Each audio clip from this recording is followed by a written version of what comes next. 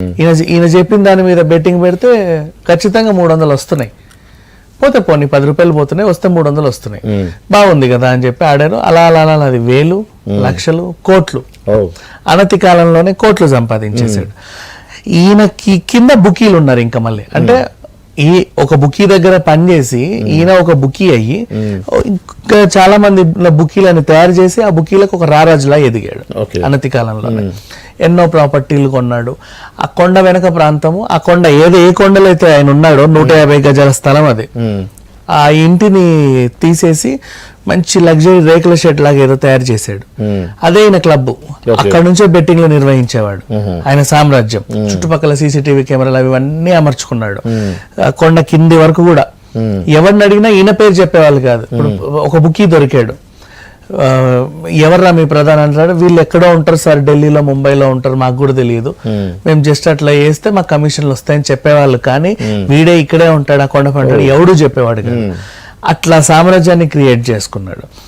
So అంచెలంచెలుగా ఎదిగి పార్టీలు కండక్ట్ చేయడం స్టార్ట్ చేశాడు. ఎలాంటి పార్టీలు అంటే ఫస్ట్ బెట్టింగ్ల పార్టీలో ఆర్గనైజ్ చేసేవాడు. అందరు మనకి సింపుల్ చెప్పండి, జులై సినిమా చూసావా, ఒక రూమ్ కి వెళ్ళి అందరు అక్కడే బెట్టింగ్లు చేసేవారు, పోలీసులు రాగానే పారిపోయారు. ఆ టైప్ ఆర్గనైజేషన్.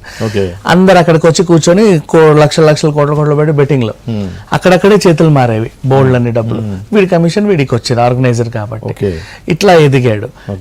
ఇక్కడ సరే బెట్టింగ్లతో పాటు ఆ మ్యాచ్ జరిగే 2.5 గంటల ఎంటర్టైన్మెంట్ కూడా కావాలి కదా.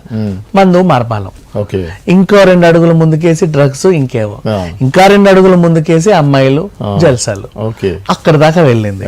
సో ఇంతున్నప్పుడు ఈ సామ్రాజ్యం ఇంత ఎందుకు, ఒక వాట్సాప్ గ్రూప్ క్రియేట్ చేసుకున్నాడు. ఈయన దగ్గర చాలా మంది వచ్చేవాళ్ళు అనమాట. ఇంకా పెడ్లర్తో కూడా పరిచయం ఉండేది, డ్రగ్స్ సప్లై చేసే వాళ్ళతో.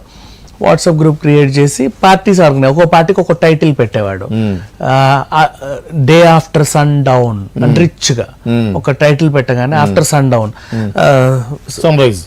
ఆఫ్టర్ సన్ డౌన్ సాయంత్రం ఓ మంచి పార్టీ అని ఆర్గనైజ్, అందరు వచ్చేవాళ్ళు. ఎంత ఫీజు, ఇంత ఫీజు, ఎంట్రీ ఫీజు ఇంత, అక్కడికి వచ్చి మీరు బెట్టింగ్లు ఆడుకోవచ్చు, ఇజ్జేయచ్చు, ఏమైనా చేసుకోవచ్చు. ఆ టైప్ లో ఆర్గనైజ్ బాగా పండింది. ఆ తర్వాత పలానా ఒకడు ఉన్నాడు రా బాబు, దూరంగా ఫామ్ హౌస్ తీసుకెళ్లి మంచిగా ఆడిస్తాడు, పాడిస్తాడు అని చెప్పేసి ఈ కోళ్ల పందాల మీద ఇంట్రెస్ట్ ఉండే రాజకీయ నాయకులు, ఈ బెట్టింగ్ లో ఇంట్రెస్ట్ ఉండే బిజినెస్ మెన్లు, వీళ్ళందరూ కూడా ఈయన ఒక గ్రూప్ లా క్రియేట్ చేసుకున్నాడు. ఎలా అయితే చికోటి ప్రవీణ్ ఒక గ్రూప్ ని క్రియేట్ చేసి థాయిలాండ్ తీసుకెళ్లి అక్కడ ఆ రోజు అదేంటది కెజినో ఆడించి దొరికి తీసాడో అందరిని, రాజకీయ నాయకులు, ప్రముఖుల్ని పట్టుకెళ్ళి, ఆ టైపు వ్యక్తి ఈయన కూడా. ఇట్లాంటి వాళ్ళు ఉన్నారు, చాలా మంది ఉన్నారు. కొంతమంది అందరికి తెలుసు, కొంతమంది తెలియదు.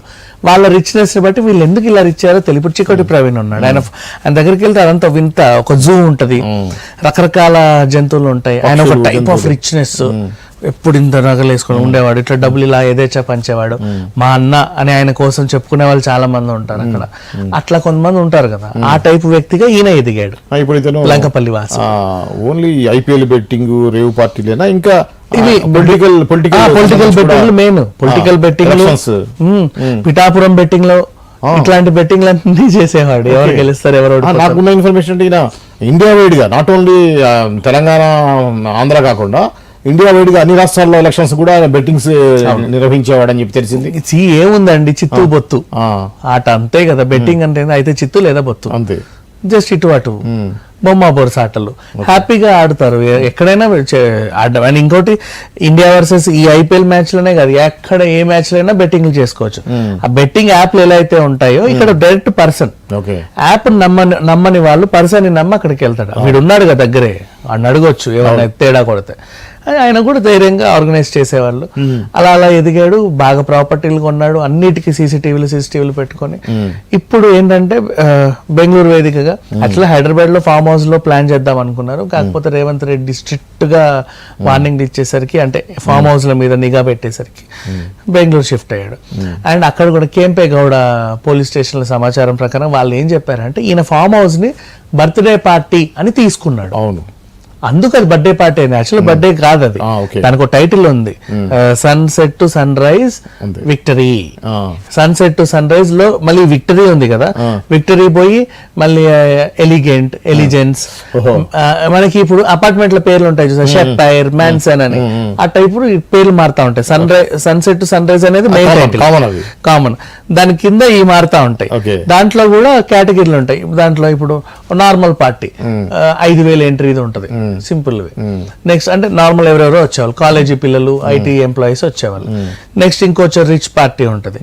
ఎలా ఇంకా చెప్పాలంటే మనకి బిఎన్ఐ బిజినెస్ గ్రూప్స్ లేవు, బిఎన్ఐ ఉంటది, వాళ్ళు సపరేట్ గా పేర్లు మార్చుకుంటా ఉంటారు. అలా ఆ విధంగా ఈయన పేర్లు మారుస్తా బోల్డ్ అన్ని ఆర్గనైజ్ చేశాడు. ఆ ఒక్కొక్క పేరుకు సంబంధించి వాట్సాప్ గ్రూప్.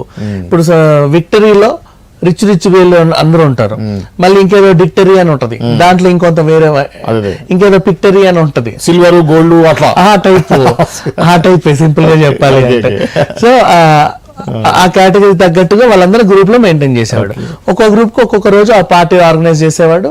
వాళ్ళందరూ ఆ లొకేషన్ కి వెళ్ళి, లొకేషన్ వెన్యూ తీసుకోవడం మాత్రం బర్త్డే పార్టీ అని తీసుకునేవాడు. ఇక అందరూ వచ్చేవాళ్ళు. అలా గోపాల్ రెడ్డి ఫామ్ హౌస్ ని తీసుకున్నాడు. గోపాల్ రెడ్డి కూడా ఏమంత తక్కువడు కాదు, యథేచ్ఛగా ఎందుకు ఇచ్చాడు అంటే ఆయనకు కూడా కొంచెం ఇట్లాంటి వ్యవహారాలు బాగా అలవాటు పడి ఉన్నాడు. అందుకని మనది ఎవడేం చేస్తాడు. ఇప్పుడు కాకాని గోవర్ధన్ రెడ్డికి దీనికి ఉన్నటువంటి సంబంధం ఏంటి?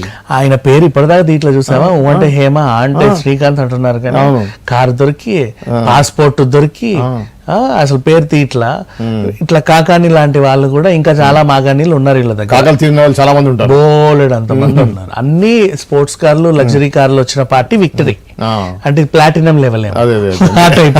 సో ప్లాటినం లెవెల్ పార్టీ జరిగితే అలాగే హేమ ఇట్లాంటి వాళ్ళు వచ్చి సినీ రాజకీయ ప్రముఖులు అందరూ వచ్చారు. బాగా జరిగింది. పోలీసులు ఎందుకో లాస్ట్ మూమెంట్ లో వెళ్ళి, ఇలా 2 రోజుల పార్టీ ఇది 140 మంది ఫస్ట్ సాటర్డే అటెండ్ అయ్యారు. కొంతమంది పోగా కొంతమంది జాయిన్ అవ్వగా సండే రోజుకి 101 మంది ఉన్నారు. అందులో 75 మంది పురుషులు, 26 మంది స్త్రీలు, మహిళలు. ఇలా జరిగిన పార్టీ అన్నమాట. బాగా ఆర్గనైజ్ చేశాడు. అంటే ఎన్నో పార్టీలు ఆర్గనైజ్ చేశాడు. అదేంటో ఇంత బతికి ఇంటర్న్ కాలేజ్ వచ్చినట్టు ఆ బెంగళూరులో దొరికాడు.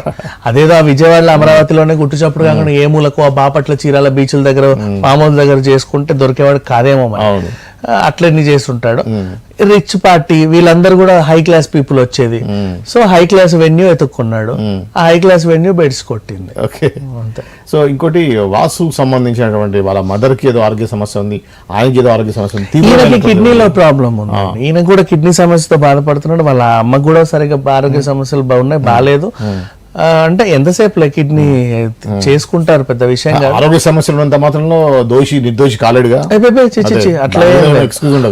అట్లా ఏం ఉండదు. మనకి ఇప్పుడు కేజ్రీవాల్ వదిలేరా ఆరోగ్య సమస్యలు ఉంటే, మన భాస్కర్ రెడ్డిని వదిలేరా, అట్లా ఏం లేదు. బట్ ఇదంతే చేశాడు మొత్తానికి. అయితే లంకపల్లి వాసు అనతి కాలంలో ఎక్కడెక్కడికో ఎదిగి ఇన్ని పరిచయాలు పెంచుకోవడం కూడా గ్రేటే అండి. అవునే కదా, వాళ్ళందరిని ఆర్గనైజ్ చేయడం. లోకల్లో కూడా చాలా మంది ఉంటారు. వీళ్ళు ఏం చేస్తారంటే, ఇప్పుడు తంబోలా ఉంది, తంబోలా గేమ్ ని నెంబర్స్ తీసి చిట్టీలు ఇచ్చి తీసేది ఒకడు ఆర్గనైజ్ చేస్తాడు. అందరు అక్కడికి వచ్చి కూర్చుంటారు, కొట్టేస్తా ఉంటారు. ఒకడికి వస్తుంది బహుమతి. దాన్ని అదేంటంటే ఒక సైడ్ లీగల్, ఇంకో సైడ్ ఇల్లీగల్ లాగా ఉంది. లీగల్ ఏంటంటే హౌజీ గేమ్ ఆడుకోవచ్చు అని ఉంది, కిట్టి పార్టీలలో కూడా ఆడవచ్చు అని ఉంది. సో అదేం లేదు. అది ఆడే వాళ్ళు కూడా చాలా మంది ఉన్నారు. దాంట్లో కూడా కోట్లలో వ్యవహారాలు జరుగుతున్నాయి. అది ఆడినా బాగుండేదేమో, మరి వీడెందుకు ఈ బెట్టింగ్ల సైడ్ వచ్చారు అంటే. ఇది ఇంకా షార్ట్ అంతసేపు ఎవడాడతాడు, గంట సేపు. అయితే బొమ్మ లేదా బొరస 2 నిమిషాలు చెప్పారంటే, తీన్ పత్తి కన్నా కూడా ఇంకా స్పీడ్ ఆ టైపులకు అలవాటు పడిపోయి వెంటనే రిజల్ట్ కోసము ఆతృత పడే వాళ్ళు ఈ బెట్టింగ్లకి అలవాటు పడి ఇలా ఉన్నారు.